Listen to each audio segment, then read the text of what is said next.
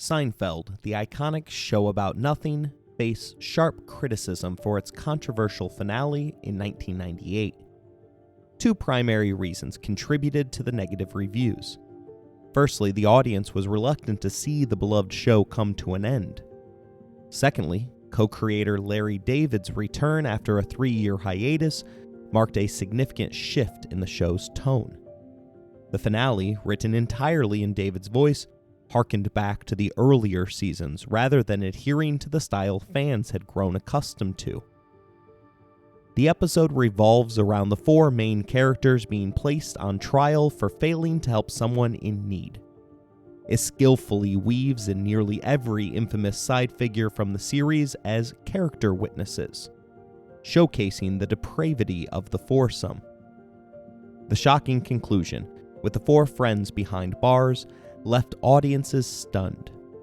However, Jerry Seinfeld and Larry David, with their intimate understanding of the ensemble, knew all too well that these beloved figures were, at their core, hopelessly flawed and terrible people. Flawed characters make for significantly better stories.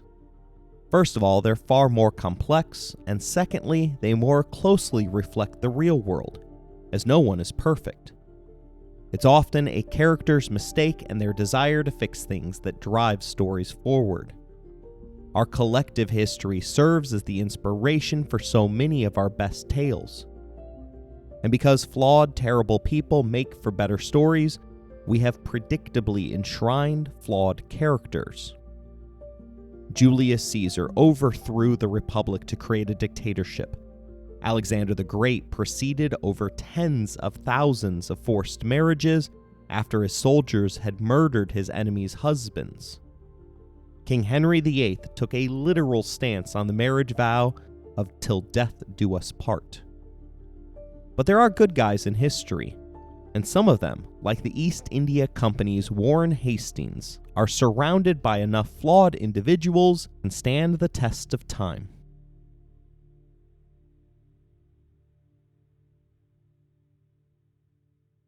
You're listening to Empires, Anarchy, and Other Notable Moments, a podcast designed for deep dives that assist in the teaching of history.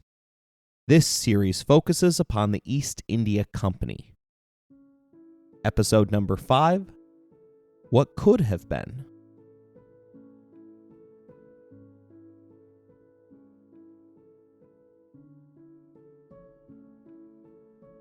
We've talked about Warren Hastings in prior episodes. He arrived in India after his family benefactors lost the means to support him.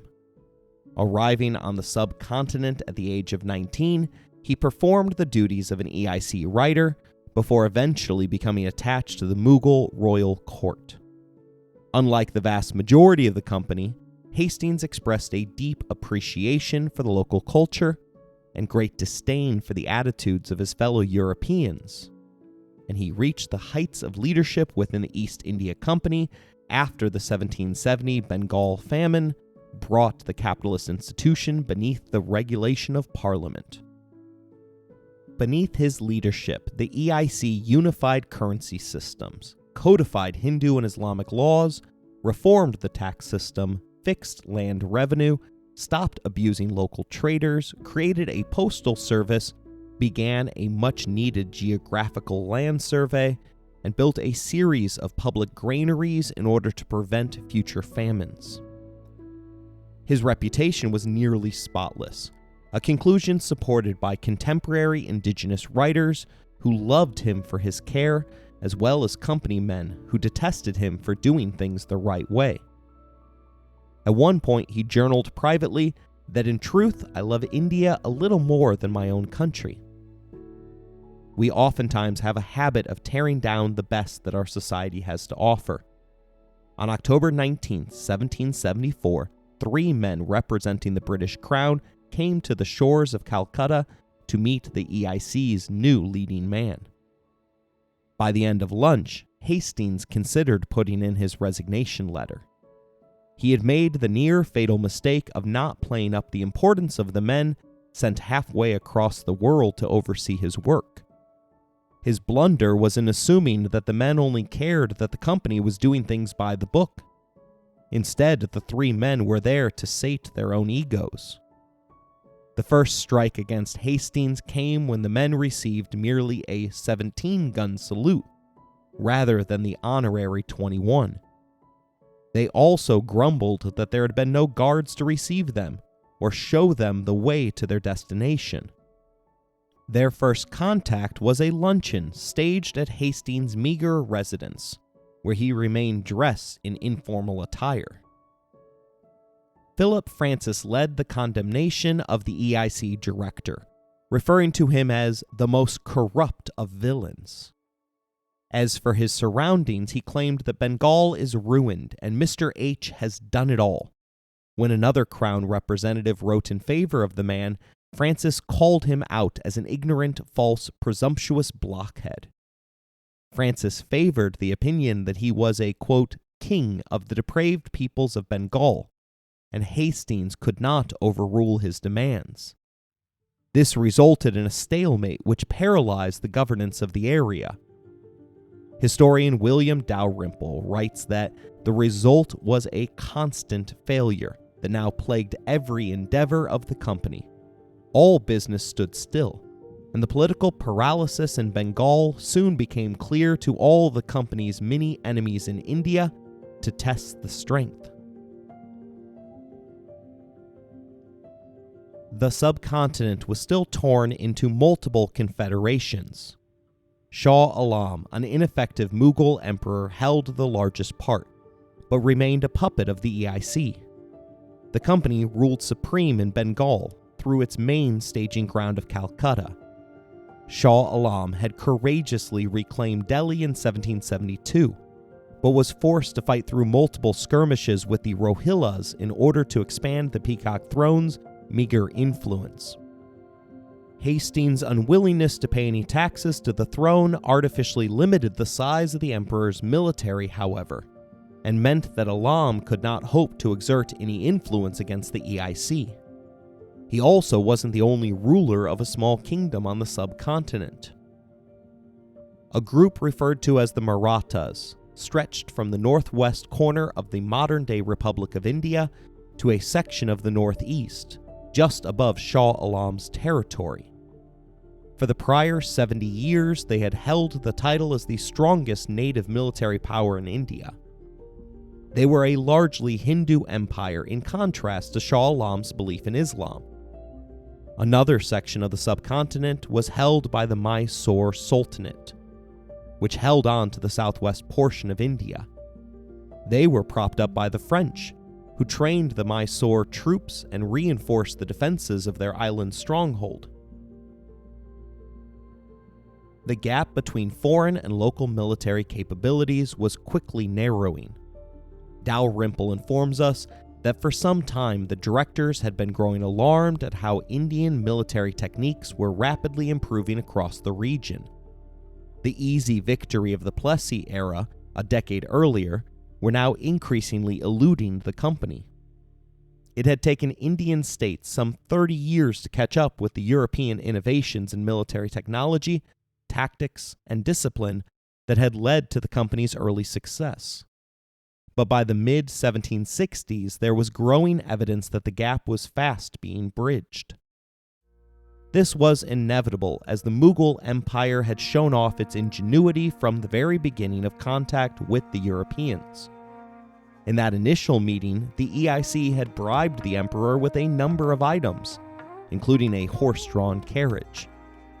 Within a week, the emperor's men had taken it apart, reverse-engineered it, and created a second coach so that the emperor's wife could have her own.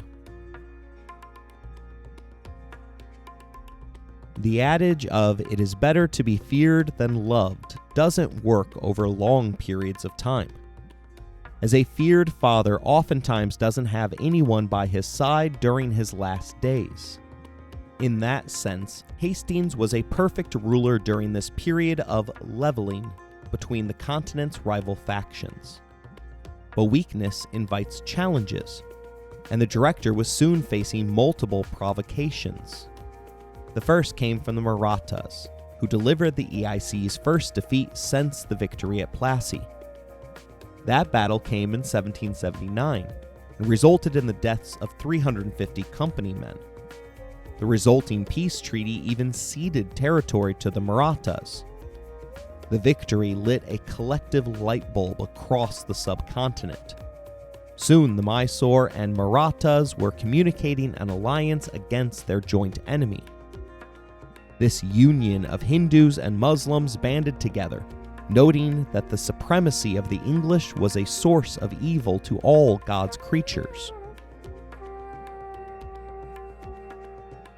The combined forces marched against company territory in July of 1780, discovering that the overconfident English had made few defensive preparations. Panic ensued in Calcutta, and immediately fingers began pointing at each other. Two sides quickly coalesced behind Hastings and Francis. Instead of joining together in order to provide for the common defense, Francis took the crisis as an opportunity to challenge Hastings to a good old-fashioned duel. What unfolded next has to be the funniest duel in human history. I will rely heavily on the work of Dalrymple here. He tells us that Hastings hardly slept the night before. Evidently, the act of composing a farewell letter to his beloved wife was too much for him. The little sleep that he did get came around 4 a.m. on his friend's couch. Rather than a test of speed and reflexes, the rules dictated that both men take their time and choose when to fire. Hastings II writes of the duel that it was early on in the process when it became quite clear that neither of the two men knew how to operate a pistol. His assumption proved to be accurate, as it turns out that Hastings was the more experienced of the duelists, having vaguely remembered firing off a gun once a long time ago. The duelist's seconds took care of loading the guns, and the two men took their assigned spots across from one another. The intent of dueling at this age wasn't to kill your opponent, but to injure them enough to gain what is always described as satisfaction. As such, the men agreed upon a doctor for the occasion. Hastings, ever the gentleman, graciously offered to let Francis take the first shot, which I can only imagine in a gun battle is a marked benefit. The Crown representative took a deep breath to calm himself, took all the time that he wanted to aim at his target, and squeezed the trigger. Fortunately for Hastings, the hammer snapped and the pistol misfired. Now at this point, I would likely laugh, take aim, and down my opponent. But as I mentioned, Hastings was ever the gentleman. He allowed Francis time to walk over to his second, put fresh priming into the pistol, and return to his spot. Incredibly, he then offered to again allow Francis to take the first shot, which he did. But incredibly, twice more the gun wouldn't fire. At this point, the Crown representative had run out of the material necessary to fix his gun, so Hastings dug into his own limited supply in order to give his opponent enough dry powder so that the man would be able to shoot him. This time, the two rivals agreed to go at the same time, with Hastings later writing that his pistol went off at the same time as mine. He staggered immediately and fell, saying, but not loudly, "I am dead." I ran to him, seeing his coat pierced on the right side. It turns out that the wound wasn't serious, and the two men soon joined hands, which Hastings described as cheerful. Hastings apologized for shooting him, and the two went off to the doctor together to get Francis patched up. It wouldn't shock me if Hastings had offered to pay for all of the man's medical expenses. He even involved the law officials, and noted that he would happily surrender if it was deemed necessary. For once, it seems as though the nice guy had won.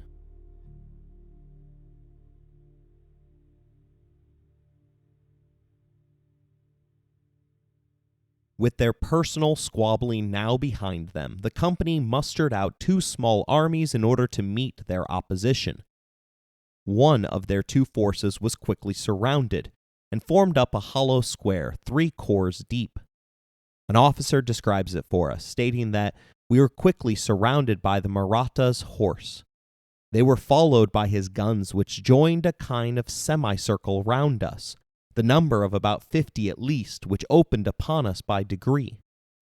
The EIC's defensive tactics worked for a time, managing to repel 13 consecutive charges. But eventually the opposition brought forth their biggest guns, and grape shot was soon mowing down company men by the hundreds. They miraculously held out for the better part of an hour, before finally waving the white flag. But this wasn't a gentleman's duel, and no quarter was given. One survivor informs us that those who were saved from immediate death were so crowded together that it was only with difficulty that they could stand. Several were in a state of suffocation.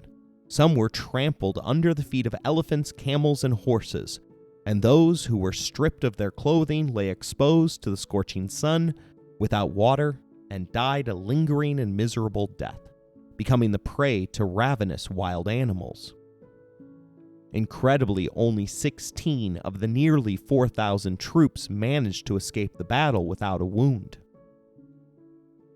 In retrospect, the Indigenous Alliance should have capitalized on their victory and struck out at the wounded animal that was the EIC. But out of a desire to preserve their men's lives, the Marathas and Mysore paused. It was at this moment that Warren Hastings, the former writer-turned-director, managed to split the enemy at his doorstep. He approached the two groups separately, first making peace with the Marathas, who incredibly agreed to become a British ally for the time being. The Mysore, now facing down the remnants of the EIC plus the Marathas, were subsequently forced to return home. Dalrymple notes, had Haidar, the leader of the Mysore, pursued his success after the defeat of Bali, considering the shattered and dispirited state of the rest of the army, there could scarcely have been a hope of it not falling. For the company's enemies, it was a major missed opportunity. In 1780, one last small push could have expelled the company for good. Never again would such an opportunity present itself. In 1782, Shah Allam, the Mughal ruler, lost his greatest general, leading to the disintegration of the court into rival factions. Fighting erupted in the streets of Delhi. In 1784, facing the imminent loss of his throne again, Shah Allam sought help from outsiders. Surprisingly, he turned not to the East India Company, within whose territory he had spent 6 years, but instead to his northern neighbors, the Marathas. Having been invited within the walls of Delhi, the Marathas showed little regard for the safety and well-being of Shah Alam's people. While they restored order to the streets, they also began looting the royal palaces. Amidst this chaos, the Rohillas seized the opportunity for revenge. 2,000 Afghan warriors appeared at the gate, swearing upon the Holy Quran that they only desired peace. Despite their assurances, Shah Allam sensed something was amiss.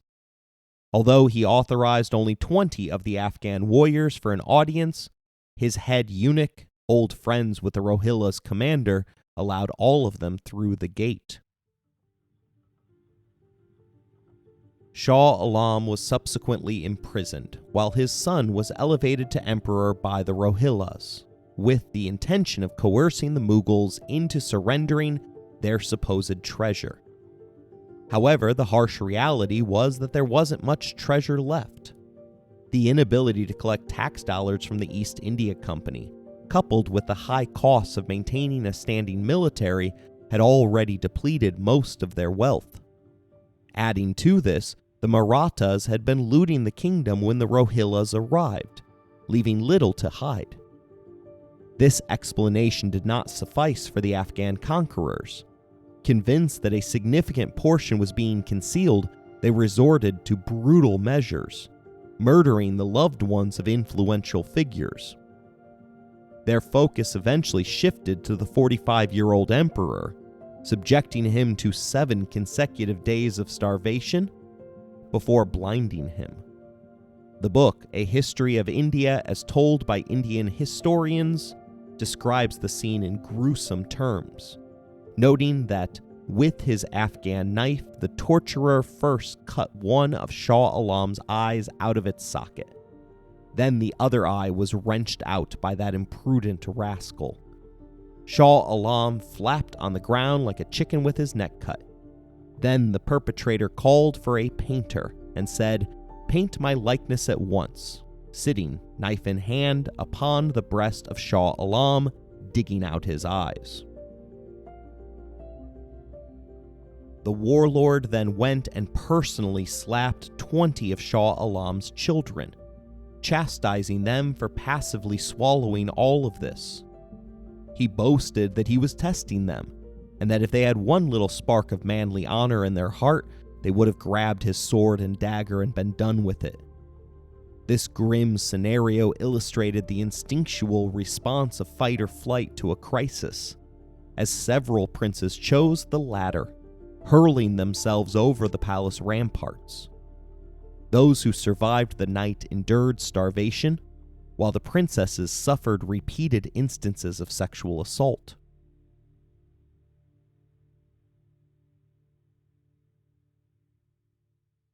At this pivotal moment in history, an intriguing scene unfolds, challenging our perception of the East India Company, allowing us to finally imagine them as the good guys. Surprisingly, it was the Marathas, albeit momentarily aligned with the company, who rushed to the rescue of the beleaguered Mughals. Regrettably, their intervention came too late, as Delhi succumbed to a devastating explosion. The Rohillas, having already plundered the city for its treasure, went a step further by amassing all of the garrison's available gunpowder. In a cruel turn of events, they tied up and abandoned the remnants of the royal family to perish in the aftermath of the explosive devastation. Justice was eventually meted out as the Marathas hunted down the Rohillas' war leader. They displayed him in a cage for days before proceeding to cut off his nose, tongue, and upper lip. Now deformed, he was again paraded around the city. On the next day, he had his eyes scooped out before he was led again on procession. On another, his hands were cut off, and then his feet, before finally his genitals. After each grisly step in the process, he was displayed alive to the people. Finally, his head was mercifully cut off before his body was then hung, neck downwards, from a tree. The man's eyes were sent to Shah Allam as a gift. The now blind Mughal ruler was composing a poem at the time that he received them, one that the historical record has thankfully preserved. The translation reads like this: "The winds of calamity have been unleashed by our mutilation. Our imperial rule has been cruelly laid waste. The exalted sun of kingship once illuminated the heavens. Now we lament the darkness of our ruin as dusk descends upon us. That misbegotten son of an Afghan scattered our royal dignity. Who now except God could befriend us? We suckled the spawn of a serpent, we nurtured him, but in the end he became our executioner. Rife with danger are the riches and honors of this world. Now fate has rendered our sufferings eternal. Now that this young Afghan has destroyed the dignity of my state, I see none but thee, Most High. Lord, have pity on me, a sinner."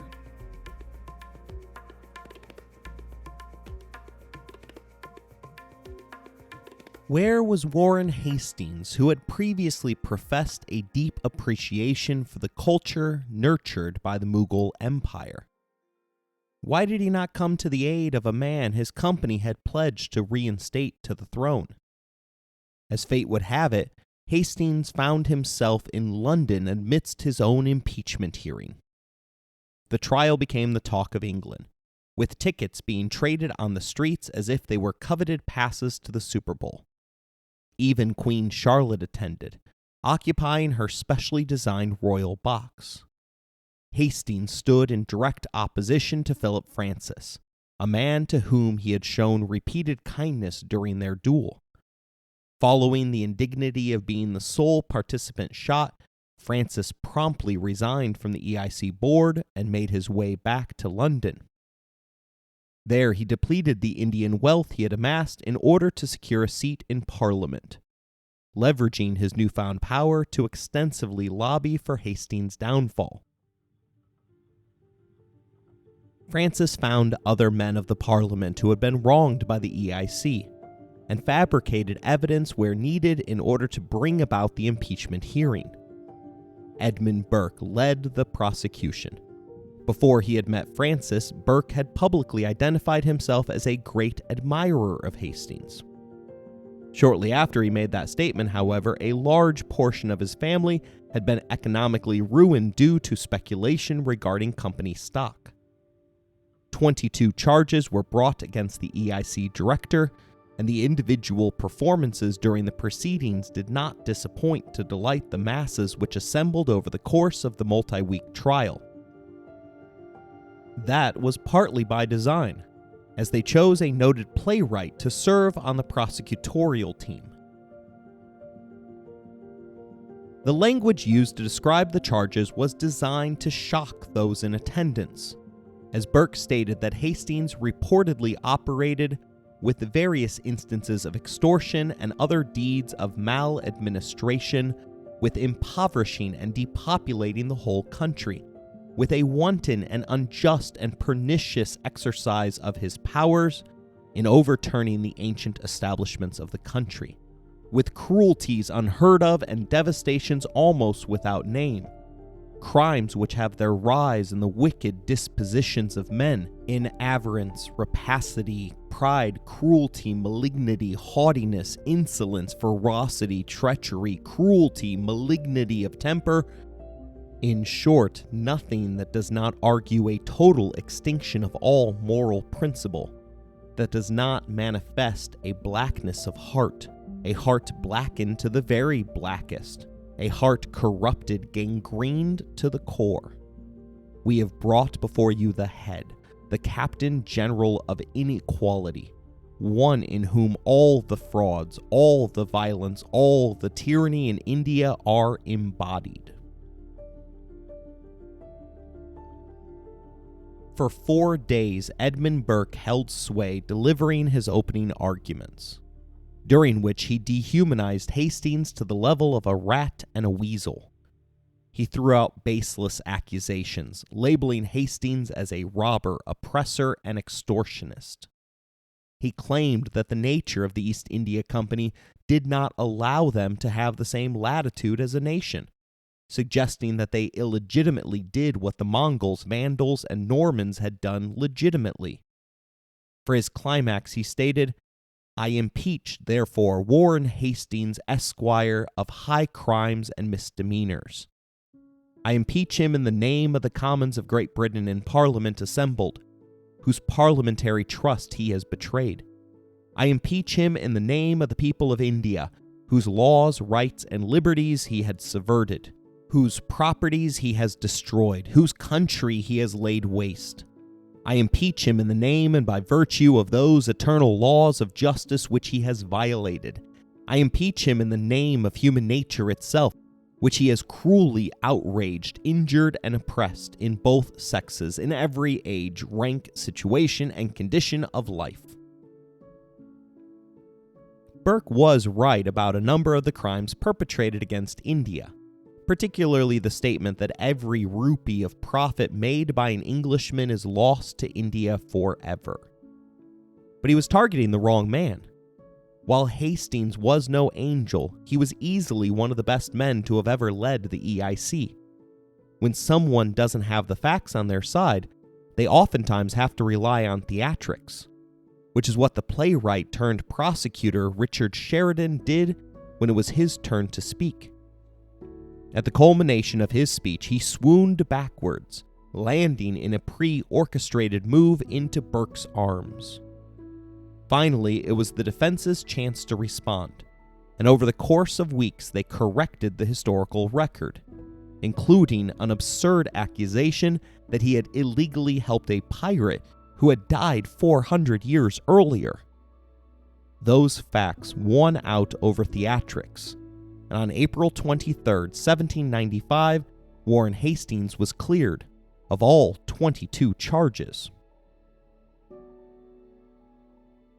While actual imprisonment eluded him, the unfounded yet vehement accusations against Hastings cast a long shadow over his life, plunging him into a lasting state of depression. Given the East India Company's status as a publicly traded entity, the scandalous nature of the charges necessitated his removal as the chairman of the board. Stepping into his shoes was a man of unwavering integrity, eager for an opportunity to redeem his own reputation. Enter General Lord Charles Cornwallis, recently bruised by his defeat to the American colonists, who promptly packed his belongings and set sail for India. Dalrymple observes that Cornwallis's mission now was to ensure that a similar fate would never befall India.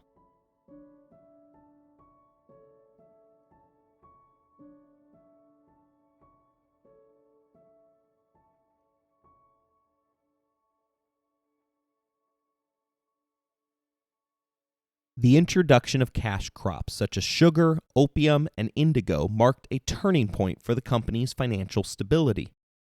Positive trade dividends empowered them to strengthen their military, enticing the recruitment of top indigenous warriors through significantly higher wages. However, as fortunes tend to ebb and flow, a figure named Tipu ascended to the contentious Mysore throne. His father's parting advice to him highlighted the East India Company's resurging influence, prompting him to weaken them with war. Tipu had the chance to etch his name in the annals of subcontinental history as a great leader. Already renowned for his victories against the EIC, he imported silkworms from China to establish a vibrant industry that endures to this day. Implementing advanced infrastructure, he introduced irrigation, constructed dams, established a library, and founded factories, mirroring the methods and efficiency of the EIC. Despite his devotion to Islam, a universalizing faith, Tipu diligently safeguarded the Hindus residing in his realm, even going as far as rebuilding temples dedicated to powerful Hindu deities. Unfortunately, he lacked the necessary diplomatic skills for the moment. His assaults into the Marathas territory, the former allies of his father, resulted in that civilization and Shah Allam's people joining Cornwallis in an unstoppable triple alliance. What came was the Third Anglo-Mysore War. Cornwallis pushed his forces right up to the Mysore capital, an island fortress surrounded by rivers. His advance was stopped first by an outbreak of smallpox, before then being drenched by monsoon rains. 2 months later, the rested forces returned and made a daring midnight assault that caught the city by surprise. Cornwallis's action gained them the rivers, allowing them to settle in for a siege. Realizing that it was cornered, Tipu negotiated to save his life. The cost was steep, as he was forced to surrender half of his kingdom to the East India Company, as well as paying them 30 million rupees for the suffering that he had caused.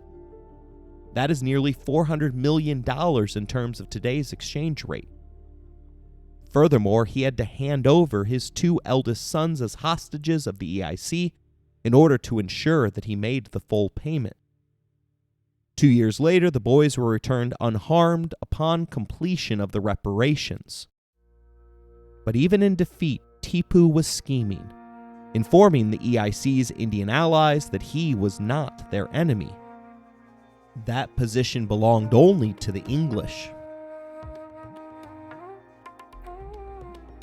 With peace restored, Cornwallis aimed to safeguard it.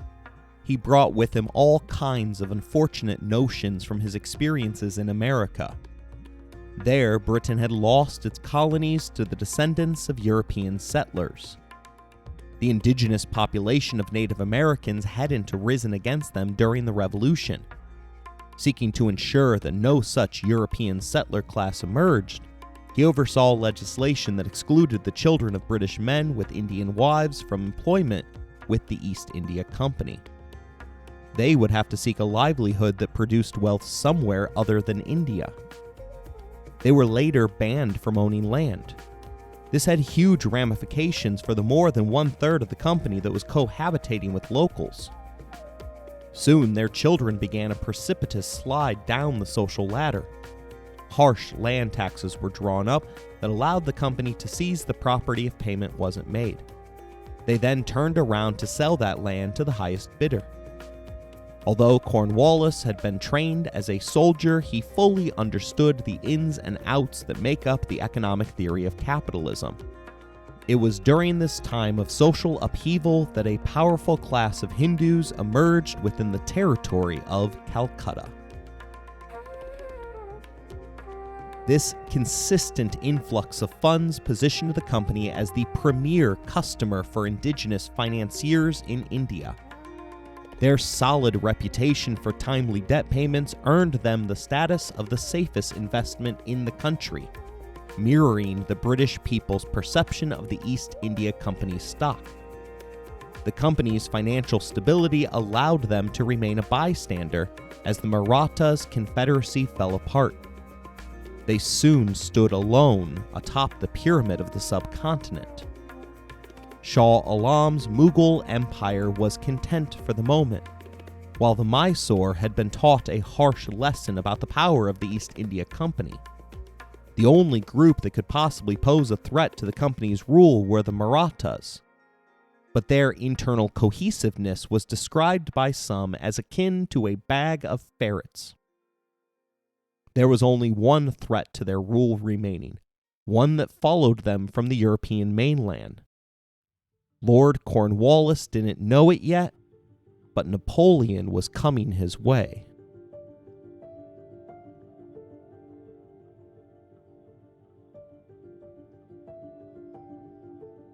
I hope you enjoyed today's episode. If you want to interact with the show, you can email us at resourcesbylowery@gmail.com. If you would like to financially support the show, please look in the show description for more information. As always, thank you for listening, rating the show, and spreading the word.